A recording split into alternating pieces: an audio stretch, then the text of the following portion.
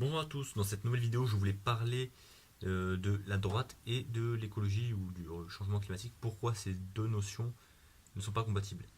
Alors, j'ai vu la vidéo du Média pour tous, celle sur l'appartement sans déchets, no waste, comme ils disent les gens qui sont interviewés dans cette vidéo. Et dans les commentaires, il y avait beaucoup de gens. Donc j'imagine que ce sont des gens de droite parce que c'est des gens qui suivent les Médias pour tous.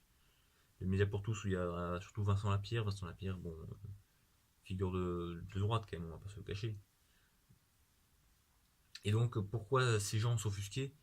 Ces gens s'offusquaient parce que c'était des bobos parisiens qui parlaient, parce qu'ils utilisaient des anglicismes. Et donc le problème plus profond avec l'écologie, c'est, comme j'ai vu dans un tweet de Daniel Conversano, c'est que c'est une notion qui est pas prise au sérieux. C'est un problème qui n'est pas pris au sérieux. Et voilà, ils disent l'immigration c'est plus important.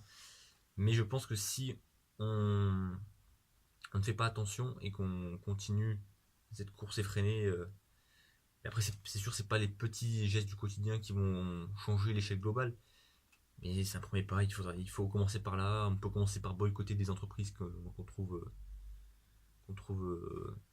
horribles et enfin, qui n'ont aucune notion d'écologie ou de changement climatique, comme Nike par exemple. Mais à parté, je l'ai acheté il y a 20 ans. Enfin, je l'ai acheté, c'est mes parents qui l'ont acheté, c'était il y a 20 ans. On s'en fout.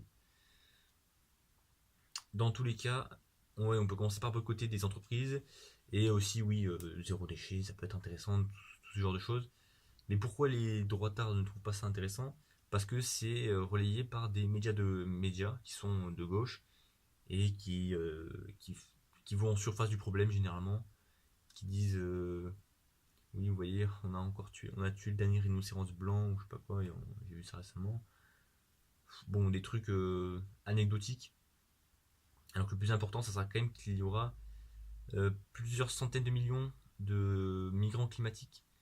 Et ça, on ne pourra pas y faire grand-chose. Et je pense et on ne pourra pas les renvoyer dans leur pays. Hein. La réémigration, ça va être compliqué. Puisque leur pays, en tout cas les grosses villes, euh, certaines grosses villes d'Afrique seront sous les eaux. Et là, ça sera compliqué de les renvoyer, de les réémigrer. Et ça peut créer une grosse tension.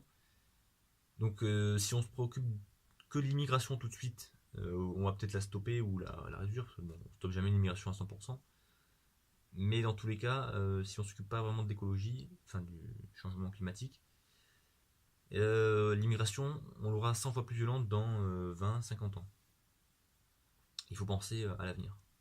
Voilà, comme ils veulent le faire, ils veulent penser pensons à nos enfants, qu'est-ce qu'on va leur laisser à nos enfants.